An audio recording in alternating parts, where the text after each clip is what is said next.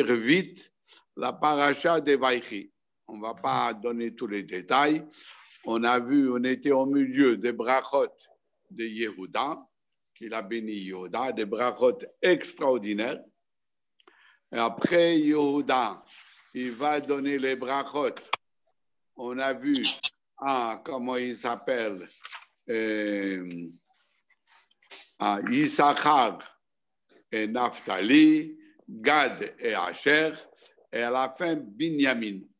Donc, il va donner les brachot à tous les 12 enfants.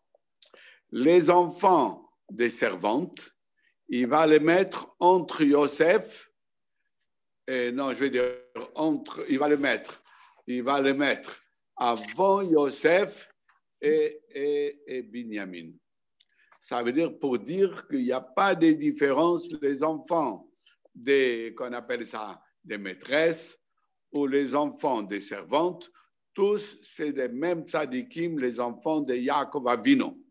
Pour ça que d'abord il va commencer avec Réhouben parce que c'est l'aîné. Il y aura les enfants de, comment il s'appelle, de Léa, après les enfants des servantes et en dernier les enfants de Rachel, Yosef et Binyamin. Juste une petite phrase, quand il va bénir Yosef, il va bénir aussi la mère de Yosef, Rachel. Pour dire comment Yaakov il a aimé Rachel, que quand il bénit Yosef, il y aura dedans une bénédiction pour Rachel. On va lui dire en résumé, il va dire Birchot Shadayim Varachem. Qu'est-ce que ça veut dire Birchot Shadayim Varachem? Il y a plein d'explications. Et il a donné la bracha Shadayim, ça veut dire dessein, que les enfants de Yosef, qu'ils auront beaucoup de lait pour donner à manger au bébé. Varachem et les matrices qui gardent le bébé et qu'elles ne perdent pas le bébé avant la naissance. Mais il y a une autre explication qu'il a béni les seins qui ont donné à téter à Yosef et le ventre qui a gardé Yosef. Donc, il y aura une bénédiction même pour Rachel. Après, il va bénir Binyamin. Une fois qu'il a béni, c'est marqué qu'il va bénir tous les 12 enfants. On va dire ça, c'est tous les tribus d'Israël, 12. Là, on arrive à tous les enfants de Yaakov. Ils font partie du peuple d'Israël. Et le Midrash donne une image. C'est quand quelqu'un il a construit une maison. Il a essayé de construire la maison sur 2 piliers. La maison est tombée. Une deuxième fois, sur 2 piliers, la maison est tombée.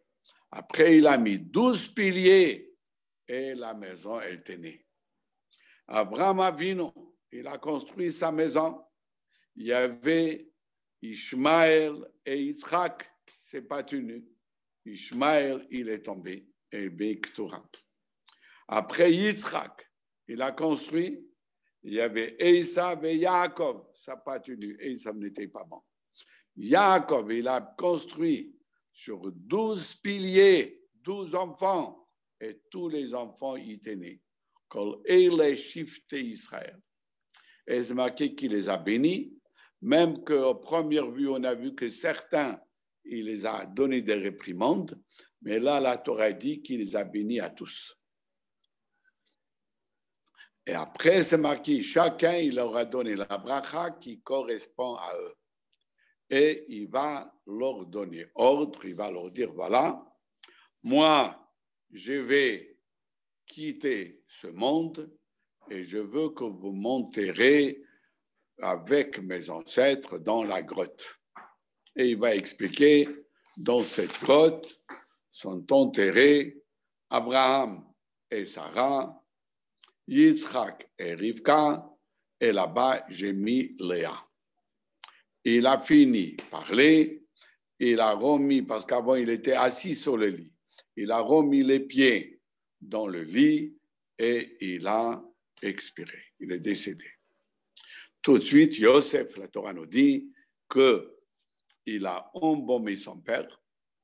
Pourquoi il a embaumé son père? Normalement, le tzadikim, le corps, il ne s'abîme pas. Pas seulement il ne s'abîme pas, même ils ne sont pas mauvais. Alors pourquoi il devait embaumer? Alors il y a beaucoup de commentaires. Un des commentaires, c'est parce que Yosef, il ne voulait pas qu'on voit que le corps de Jacob ne sont pas mauvais. Parce que là, les Égyptiens, ils vont faire de lui un dieu. C'est pour ça qu'il a embaumé, que quand ils vont voir que le corps il est intact, ils vont dire certainement parce qu'il a été embaumé. Et Rashi dit de quelle manière ils l'ont embaumé, c'est uniquement avec certains parfums, etc., etc. Après, la Torah nous raconte combien de temps ça a duré de embaumer. Ça a duré 40 jours. Et encore 30 jours, ils ont pleuré, les Égyptiens aussi, parce qu'ils ont vu qu'avec l'arrivée de Jacob, il y avait la bénédiction. La famille s'arrêtait et il n'y avait que des brachotes. Après, Yosef, il va parler à Paro qui veut enterrer son père en Israël. Et la Torah nous raconte en résumé comment Paro était d'accord et tous les chefs du royaume sont partis pour accompagner Yaakov dans la grotte de Marpella. Au milieu de la route, ils vont arriver vers Israël et quand ils vont voir qu'il arrive une délégation d'Égypte, tous les rois d'Israël, de Canaan et les chefs d'Ishmaël, ils vont penser que les Égyptiens ils viennent pour faire la guerre. Ils vont venir pour faire la guerre. Quand ils vont voir le cercueil de Jacob et la couronne du Yosef, elle est mise dessus, ils vont comprendre que c'est un deuil, ce n'est pas du tout pour la guerre. Et même eux, ils vont enlever leur couronne et mettre sur le cercueil de Jacob toutes les couronnes de Canaan et Ishmaël. Donc, il aura un grand honneur. Et ils vont le porter aussi d'une manière précise. Il va demander que Lévi ne le porte pas parce qu'il va porter plus tard l'étape de la loi. Yosef ne me porte pas parce qu'il est roi. Et qui est-ce qui va remplacer Lévi et Yosef? C'est Ephraïm et Ménaché. Et il va les placer de quelle manière le porter? 3 dans tous les côtés. Et exactement comme plus tard, quand on va voyager dans le désert, après la sortie d'Égypte, il y aura le Mishkan, nom de Dieu, et 3 tribus dans tous les 4 côtés, etc. Maintenant, quand ils vont venir l'enterrer en Israël, dans la grotte de Marpella, Esav va venir contester. Il va dire, moi aussi j'ai hérité la grotte de Marpella de mon père, et comme il y avait 2 places, Jacob il a mis Léa à sa place, maintenant la place qui reste, il est à moi. Mais les enfants, ils ont dit, mais Jacob, il a acheté chez toi. Il t'a donné toute la fortune qu'il a amenée de Lavan. Il a fait comme une petite colline d'or et il t'a donné pour acheter la 2e place. Pourquoi tu contredis? Il va dire que ce n'est pas vrai. Alors, ils vont envoyer Naphtali, qui court vite, aller chercher les documents qui étaient en Égypte. Ramener le document signé, voir qu'Esav il a vendu sa place. Et entre-temps, on attend. Le fils de Dan, qui s'appelait Hoshim, il voit qu'on attend. Il avait difficulté d'entendre, il n'entendait pas bien. Il a demandé pourquoi on attend d'enterrer mon grand-père Jacob. On va lui montrer que Esav, il empêche. Et on est parti chercher le document d'Égypte. Hoshim va dire, oh, entre-temps, Jacob, il reste comme ça, ce n'est pas un kavod. Il va tout de suite prendre un bâton et donner un coup à Esav et la tête d'Esav va tomber et elle va tomber dans les bras d'Yitzhak. Donc, la tête d'Esav va rester dans la grotte de Marpéla et on va enterrer Yaakov tranquillement. Et après, le corps d'Esav va être amené dans Har Seir, dans l'endroit où il habitait, et là-bas, on va enterrer le corps d'Esav. Maintenant, au retour, et là aussi, on va dire juste une des explications parce qu'il ne reste pas beaucoup de temps, qu'au retour, Yosef, ou dans l'aller ou dans le retour, il va passer à côté du trou où on l'a jeté, où les frères l'ont jeté, et il va faire là-bas la prière, Baruch she'asa li nes bamakom hazeh. Il va remercier Hachem qu'il a fait un miracle, parce qu'on l'a jeté dans le trou. Et comme on a étudié que dans le trou, il y avait des serpents et des scorpions, et ils ne l'ont pas touché. Et après de là, il a été sorti, vendu, et il risquait sa vie. Donc, il a remercié Hachem. Quand les frères, ils ont vu qu'il est allé vers le trou où ils l'ont jeté, il a dit une phrase, ils ont dit certainement, il a juré qu'il va se venger. Ils auront peur que Yosef maintenant va se venger de Yaakov est mort, il n'y a plus personne qui va l'empêcher. Les frères, ils vont envoyer les enfants de Bilha, ça veut dire Dan et Naphtali, comme Bilha était la servante de Rachel. Et Yosef était très proche avec Dan et Naphtali. Ils vont envoyer Dan et Naphtali aller voir Yosef et lui dire que Yaakov, le père, il a laissé un testament. Que le père, il a laissé un testament. Il a demandé de dire à Yosef de pardonner ses frères.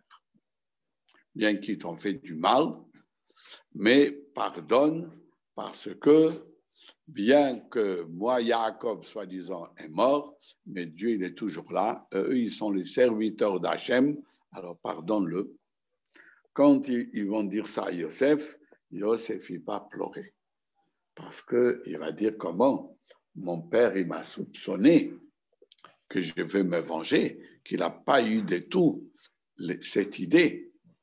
Et les frères, ils sont rentrés chez lui et ils sont tombés par terre. Ils ont dit, on est prêt à être tes esclaves. Et là, Yosef encore va les consoler. Il va leur dire, même si je veux vous faire du mal, ce n'est pas possible. Vous m'avez fait un mal qui est sorti un bien. Alors, si moi, je veux me venger, je dois vous faire aussi un mal qui va sortir du bien. Et moi, je ne suis pas à la place de Dieu. Il va leur dire que tout ça a été fait pour le bien, pour les nourrir, etc. Et il va leur dire, ne vous faites pas du mauvais sang, je vais vous nourrir, vous et vos petits-enfants, tous. Et maintenant, Yosef, il va être en Égypte et Yosef va vivre 110 ans, moins que ses frères. Et là, la Torah nous dit que Yosef, il va voir 3 générations de son fils Ephraïm et même les arrière-petits-enfants, les enfants de Machir, fils de Ménaché, ça veut dire ces arrière-petits-enfants, ils ont été élevés par Yosef, par le genou de Yosef. Et là, on dit que ça veut dire sur le genou de Yosef, que Yosef était leur sandak, et aussi Yosef les a élevés. Et après Yosef, avant de mourir, il va leur dire, moi je vais mourir, moi on ne peut pas amener mes os en Israël, donc une fois que Dieu va vous libérer et vous allez quitter l'Égypte, et là Yosef va leur dire que l'exil va durer seulement, comment il s'appelle, 210 ans, depuis qu'ils sont rentrés en Égypte, que l'exil va être court, et en sortant, qu'ils prennent ces ossements et les enterrer en Israël. Et la Torah nous raconte que Yosef est décédé, ils l'ont embaumé aussi, et ils l'ont mis dans un cercueil. Et le Targum Yonatan Ben Uziel, il dit qu'ils ont mis dans un cercueil en métal, en fer, en métal, et ils ont fait descendre ce cercueil dans le Nil, pour que le Nil soit béni. Maintenant, on va reprendre Chumash Shemot, le deuxième livre. Alors, on va commencer Shemot. Alors, la Torah reprend Ve'ele Shemot Bnei Israël. Quand on dit Ve'ele, ça veut dire que c'est lié avec ce qu'on a vu avant. Sinon, on commence Eile, une nouvelle chose. Là, on reprend Ve'ele, les mêmes.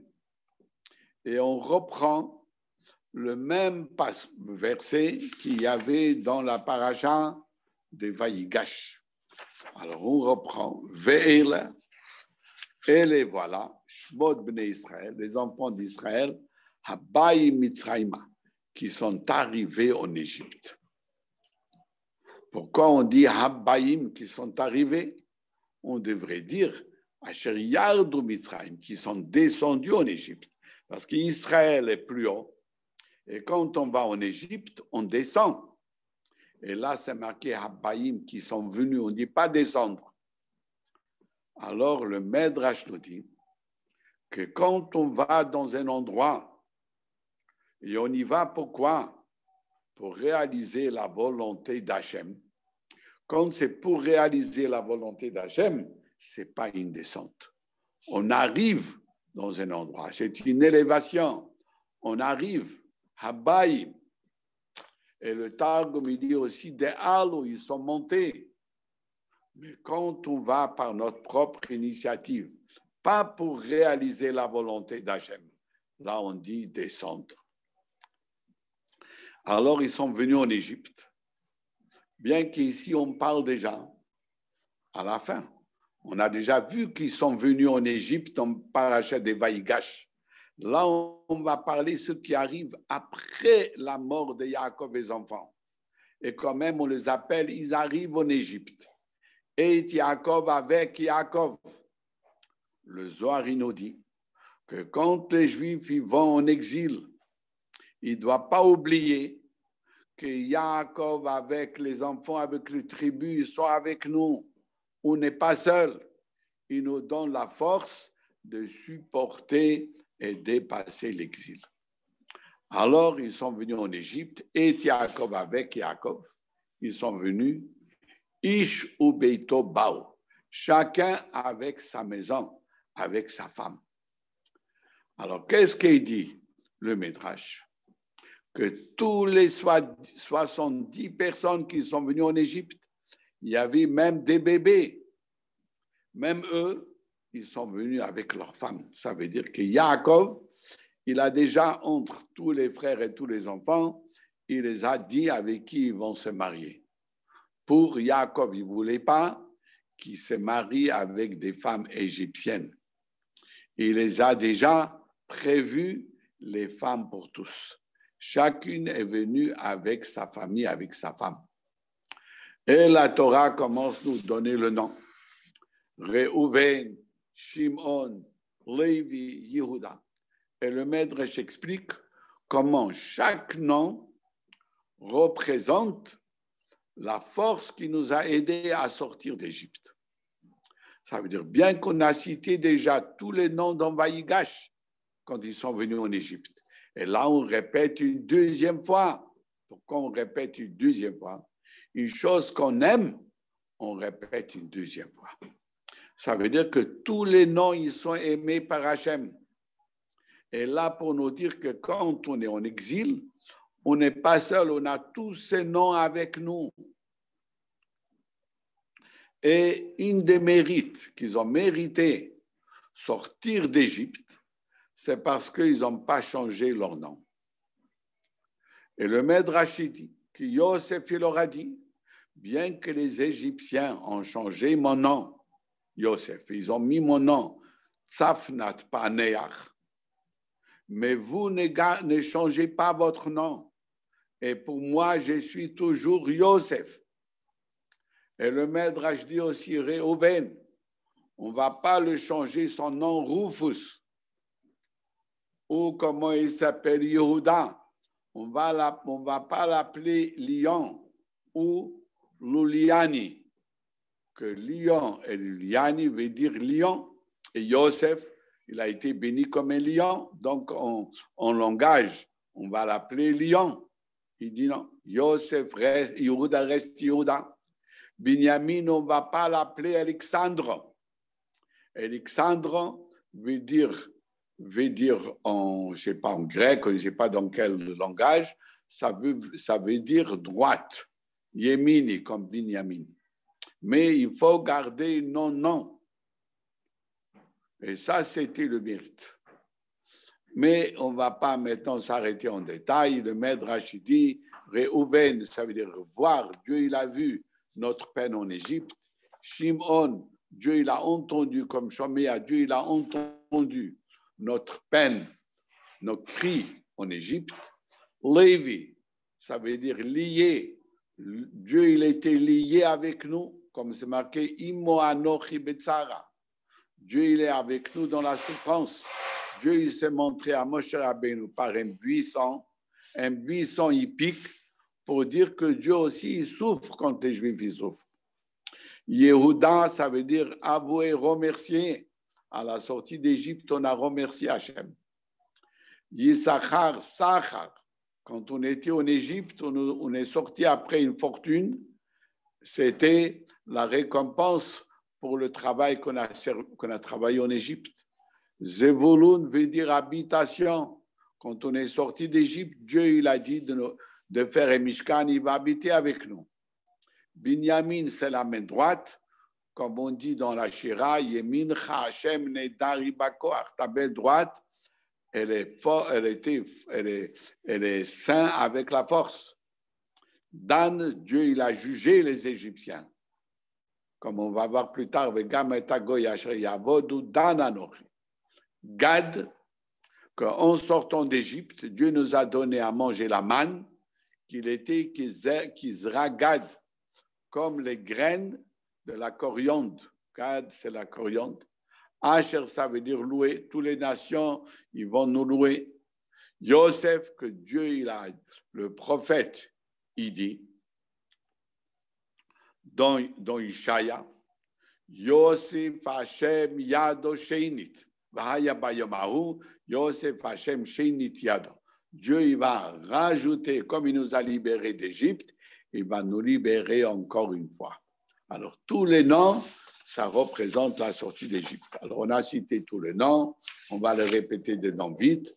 Reuven, Shimon, Levi, Yehuda, Issachar, Zvulun, Binyamin, Dan, Naftali, Gad, Asher. Donc, on a cité tous les tribus et des fois, on change l'ordre pour dire que tous, ils sont pareils. Baï, Kol Nefesh, tous les âmes, Yotze Yerech Yaakov, qui sont sortis de la hanche de Yaakov. Pourquoi la hanche, c'est quoi? La hanche, c'est le Brit Mila. Pour dire que le Brit Mila, c'est une des mitzvot qui est très, très important. Très important. Là aussi, quand on dit qu'ils sont venus en Égypte, on dit ils sont sortis du Brit Mila de Yaakov, Brit Mila. Shivim Napesh, j'ai été 70 personnes. C'est pour cela qu'il y avait 70 juges pour nous, etc. Et il y avait 70 nations qui correspondent aux 70 enfants qui sont venus en Égypte. Et Yosef, parce que là, on a cité toutes les tribus jusqu'à Yosef, et là, Yosef le dernier, et la Torah dit Yosef, Haya ben Mitzrayim, il était en Égypte.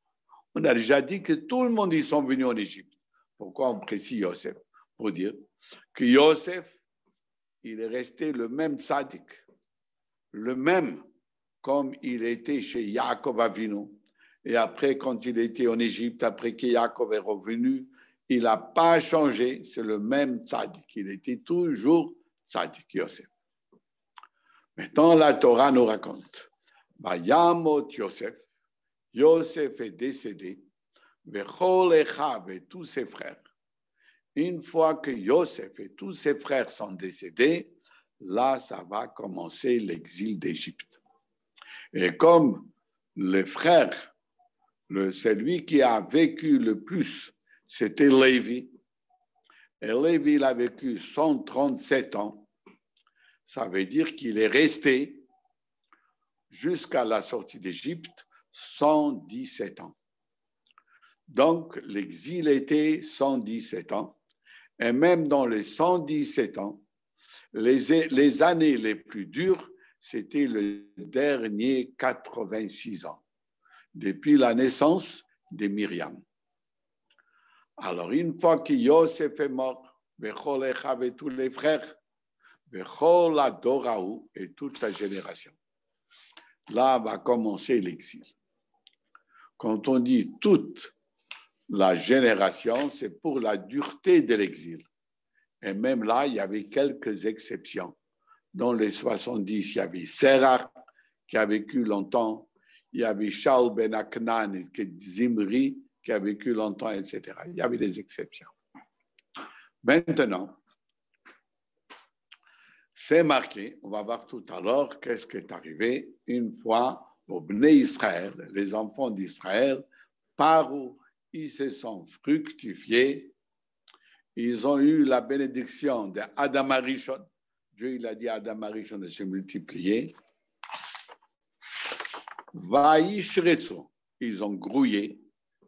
Ça, c'est la bracha de Noach, quand Noach est sorti de l'arche. HaKadosh Baruch Hu lui a dit, Shirtsu ba'aretz urvuba. Vous allez grouiller, avoir des enfants à la sortie de l'arche. Quand ils étaient dans l'arche, dans la Théba, ils n'ont pas eu le droit de se coupler. Mais c'est marqué là-bas le langage, Vaishretsu. Vaishretsu, ça veut dire grouiller, c'est une expression qui est marquée pour les poissons, pour les reptiles, etc. Alors, quand on dit Vaishretsu, que le Bnei Israël, ils ont grouillé, ça veut dire qu'il y avait des femmes qui ont eu 6 enfants dans le même accouchement. Mais des fois, quand il y a beaucoup d'enfants, il y a des faibles. Il dit non. Ils sont multipliés. Ça veut dire qu'il n'y avait pas de maladies, il n'y avait pas des enfants qui sont morts. Ils étaient forts. Tous les enfants étaient des giborim, des gens forts.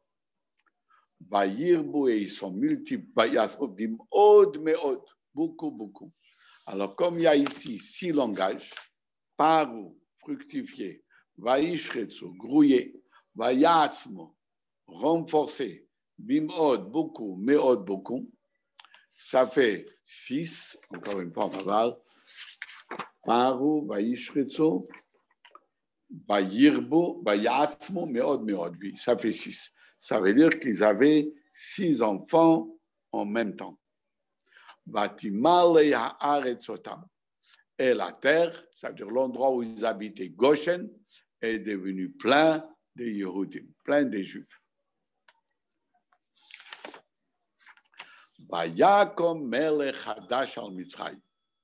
Il va se lever un nouveau roi sur l'Égypte. Qu'est-ce que ça veut dire un nouveau roi?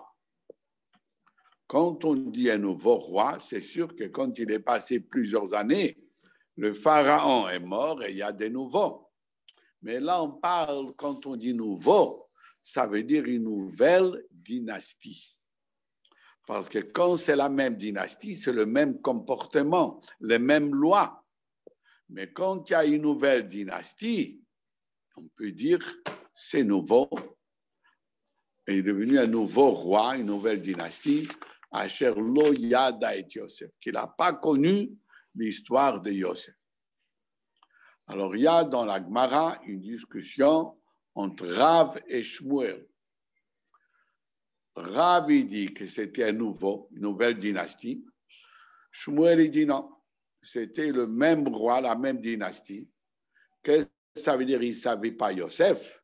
Il a fait semblant qu'il ne connaît pas Yosef. Il a fait semblant. Alors là, c'est très, très grave. Et le Midrash dit que quelqu'un qui est kafoui tova, on te fait du bien et tu ne veux pas reconnaître le bien qu'on t'a fait et tu rends comment négatif, c'est très, très grave. Pourquoi?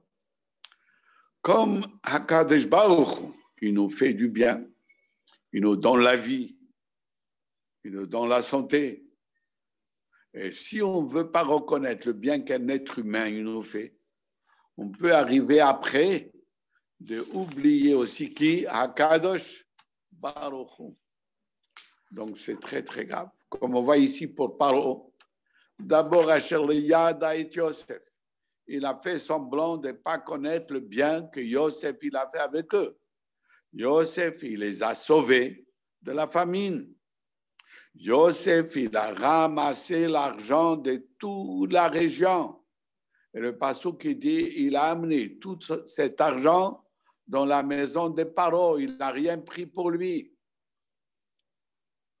Alors Yosef, il aura fait tellement du bien. Qu'est-ce qu'il a dit, ce nouveau roi? Je ne connais pas Yosef. Quand Moshe Rabbeinu va venir, il va lui dire, Dieu d'Israël, il a demandé que tu laisses sortir les Juifs pour 3 jours pour servir Hachem. Il va dire, je ne connais pas Hachem. Comme il ne veut pas connaître l'homme qui leur a fait du bien, ça amène de refuser aussi Dieu qui nous a fait du bien. Donc, c'est très, très grave être ce qu'on appelle en hébreu kafoui tova. Renier le bien qu'on t'a fait. Rabbi Shalom. Shalom, shalom. Comment ça va? Ben voilà, Rabbi. Bon. Paro. Alors, il y a beaucoup de médrashim. On va raconter une médrash en plus. À l'époque, comme toujours, il y a des guerres. Il y a des guerres. Il y avait des peuples qui sont venus faire la guerre sur l'Égypte. Comme l'Égypte, pendant la famine, ils ont ramassé l'argent de tout le monde. Alors, ils savaient qu'en Égypte, il y a beaucoup d'argent. Et comme il y a beaucoup d'argent dans un pays, il y a d'autres pays qui sont quoi? Jaloux. Alors, il y avait des Kushim, d'autres peuples, ils sont venus faire la guerre contre l'Égypte. Les Égyptiens, ils ont vu que la guerre, elle n'est pas facile, elle est difficile. Ils sont allés voir dans Eretz Goshen les Juifs, ils ont demandé aux Juifs de venir leur donner un coup de main. Le Bnei Israël était prêt. Ils ont dit, Baruch haba, on habite en Égypte, on va aller aider les Égyptiens. Ils vont aller aider la guerre. Quand ils vont arriver au front, les Égyptiens, ils vont voir que les Juifs sont arrivés faire la guerre, ils vont se retirer, ils vont laisser les Juifs seuls faire la guerre. Les Juifs, ils sont venus aider les Égyptiens, pas faire la guerre toute seule. Mais comme ils sont en pleine guerre, ils ne pouvaient pas faire marche arrière, sinon l'ennemi va les tuer. Ils ont fini la guerre, ils ont réussi, ils ont gagné la guerre. Au retour, tous les déserteurs qu'ils ont rencontrés sur la route, ils les ont tués. Et comment? On est venu vous aider, on n'est pas venu pour faire la guerre à votre place. Bien sûr, les Égyptiens, ils sont allés raconter cela à Paro. Au lieu que Paro leur dit, ils ont bien fait, mais Paro, il voudra nous faire du mal. Vayomer el amo. Paro, il va dire à son peuple, qu'est-ce qu'il va leur dire? Hine am bnei Israël. Voilà le peuple d'Israël, Rav, il est nombreux. Ve'atzum, il est plus fort mimeno, plus fort que nous. Et le Midrash dit, il est plus fort, il est nombreux, il est fort, il est riche. Comme on dit toujours, les Juifs sont riches. Et le Midrash dit aussi, Rav Bechorma. Ils ont beaucoup plus d'intelligence que nous. Atsum, il dit le Midrash aussi, Gvura, fort. Ils sont plus forts que nous. Alors, où il est le problème? Alors, on va voir tout à l'heure. Et ils ont reconnu, ils ont dit, Rav et Atsum, cette force et cette intelligence qu'ils ont en plus que nous, elle vient d'où? Mimenu. Mimenu, ça veut dire de Hakadosh Baruch, de lui, d'Hakadosh Baruch. Alors, qu'est-ce qu'il faut faire? Quand on possède à l'intérieur de nous des Juifs qui sont forts, intelligents, alors, Hava Nitchak Melo. Il faut ruser contre ce peuple. Pourquoi? Penir, on a peur, il va se multiplier, il va devenir encore plus fort. Vehaya, ça sera. Kitikrena Milchama, quand il y aura une nouvelle guerre. Est-ce qu'ils vont être avec nous? Non, parce que nous, on les a trahis. Alors, s'il y aura une autre guerre, quel y aura le risque? Il va se rajouter, il va rejoindre nos ennemis au lieu que nous, on essaye de les apaiser et qu'ils restent gentils avec nous. Yosef nous a sauvés la vie et tout, et ils habitent avec nous. Le Juif, on peut toujours même si on l'a trahi, toujours il a confiance au peuple où il habite. Comme nous, on habite en France, on donne confiance aux Français, bien qu'ils nous ont trahis pendant la Deuxième Guerre mondiale. Et il y avait des programmes, on ne va pas citer. Mais Pharaon, qu'est-ce qu'il a dit? S'il y aura une guerre, il va s'associer avec les ennemis. Benil Chambanu, et il va nous combattre. Be'ala min haaretz. Qu'est-ce que ça veut dire Be'ala min haaretz? Il y a deux traductions. Ou Be'ala, il va nous enlever tout notre argent et il va partir. Qu'est-ce qu'il a besoin d'être en Égypte? Ou Be'ala, ça veut dire il va nous renvoyer d'Égypte. Mais pourquoi ils ont dit il va monter? Toujours quand on veut dire une chose du mal, il ne faut jamais dire sur soi.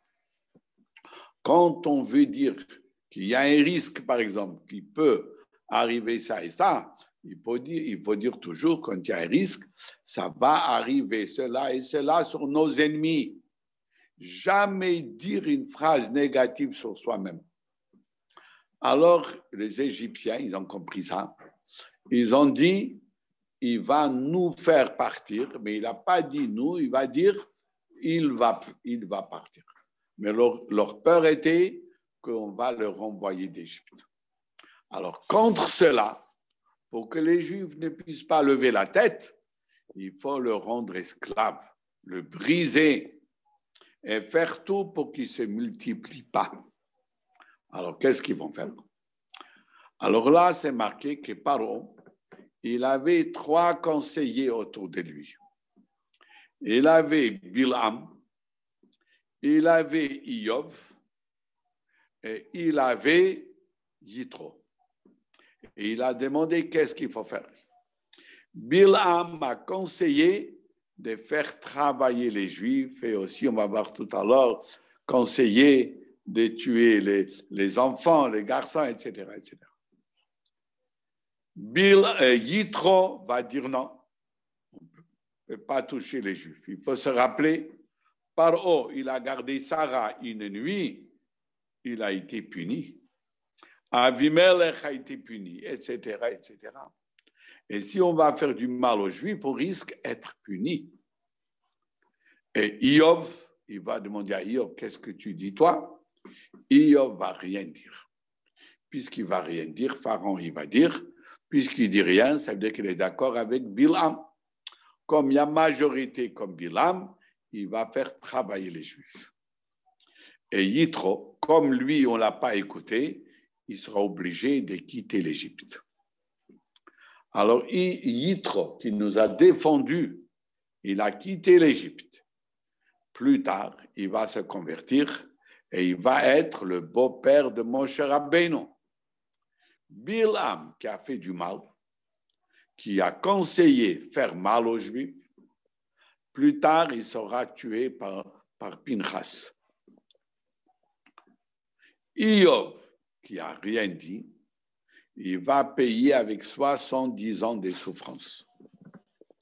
Alors, comment ils vont faire maintenant pour faire travailler les Juifs? Il y a 6 mois là, ils vont mettre sur les Juifs Sarémissim, des princes qui vont encaisser les impôts. Qu'est-ce que ça veut dire impôt? Impôt, ça veut dire on t'enlève quelque chose. Alors, quand il y a de l'argent, on t'enlève de l'argent. Quand il n'y a pas, on te fait travailler. Là, les Égyptiens, il dit le Midrash, ils ont commencé à renvoyer les Juifs de leur belle maison.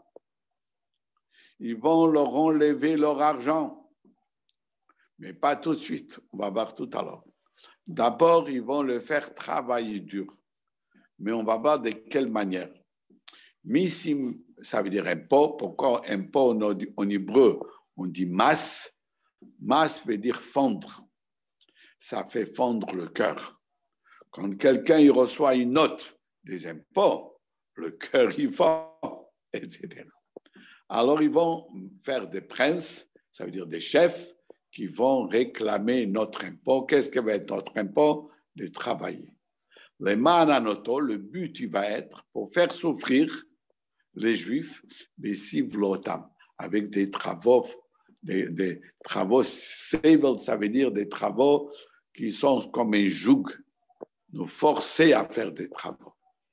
Et comme on va travailler dur, on n'aura pas envie de se coupler et comme ça, ils auront moins des enfants. Et on va voir tout à l'heure encore toutes leurs astuces. Ça, c'est en gros la Torah. Elle va dire après, elle va dire comment ils vont le faire travailler. Quand on demande à quel travailler, il va dire je ne suis pas capable. On va voir tout à l'heure comment ils ont agi. Mais là, la Torah dit d'abord en général, après elle va donner les détails. Alors, en général, Vaïven, ils ont fait construire par les Juifs ont construit Are Miskenot les Paro, des villes de Miskenot, ça veut dire pour garder là-bas des réserves, pour garder là-bas l'argent, cacher des choses, faire des réserves pour Paro, et Pitom et Ramsès. 2 villes, une ville Pitom et une ville Ramsès. Il y a une autre explication qui dit que c'est la même ville. Avant, elle s'appelait Pitom. Non, il dit non, c'est toujours 2 villes. Rabouchmour dit que c'est la même ville. Avant, elle s'appelait Pitom. Et là, elle est devenue Ramsès. Ramsès, ça veut dire Mitrotzets. Ils leur ont fait construire des choses dans le sable mouvant. Alors, quand on construit, ça se enfonce. Ils ont tellement mis des briques sur des briques, ça s'est cassé, c'est tombé encore au-dessus, jusqu'à la fin, il tenait. Une autre explication, ça veut dire pitom, ça veut dire le tehom, l'abîme, il avale les pierres ils tombent en bas. Et Ramsès, ça veut dire ça bouge et ça se casse. Et ils ont tellement travaillé que ces villes ils sont devenues fortes. Et la Torah dit, et de la manière comment ils nous ont fait souffrir, parce qu'ils ont dit qu'il faut travailler du matin au soir. Donc, ils ne nous ont pas laissé rentrer à la maison, parce que si on va rentrer à la maison, le temps qu'on nous réveille et le temps qu'on arrive au lieu du travail, on perd des heures du travail. Alors, ils nous ont obligés de dormir à l'endroit où on travaillait. Et comme ça, ils ont dit, ils ne vont pas avoir des enfants. Mais les femmes, ils venaient dans le champ avec 2 seaux. Un seau, ils ont amené de l'eau. Ils ont pris de l'eau du Nil. Et quand ils ont pris de l'eau, moitié était avec des poissons. Alors, ils nous ont amené de l'eau et des poissons. Ils ont lavé les mains et les pieds de leur mari et ils les ont donné à manger du poisson et ils les ont encouragés. Ils leur ont dit, écoute, l'exil, il n'est pas pour toujours. Dieu, il va nous libérer, confiance, et il faut se multiplier. Et ils amenaient des miroirs, etc. Ils se faisaient belles et comme ça, ils se sont couplés là-bas sur place et ils ont eu des enfants. Alors, les Égyptiens, ils ont dit, on va vous faire souffrir pour qu'il y aura moins des enfants. Et Akash Baruch il dit non. Tant que vous les faites souffrir, ils auront plus encore des enfants. Et les Égyptiens, et leurs yeux étaient remplis comme des épines. Ils ne pouvaient pas voir comment on se multiplie. Et de quelle manière ils nous ont fait travailler, ça va être dans le pasuk Yud Gimel qu'on va étudier, si Dieu veut, demain. Alors, je vous remercie à tous. Alors, d'abord, on était combien? On était combien aujourd'hui? On était 9, Ravi. 9, très bien, très bien. Baruch Hashem. Alors,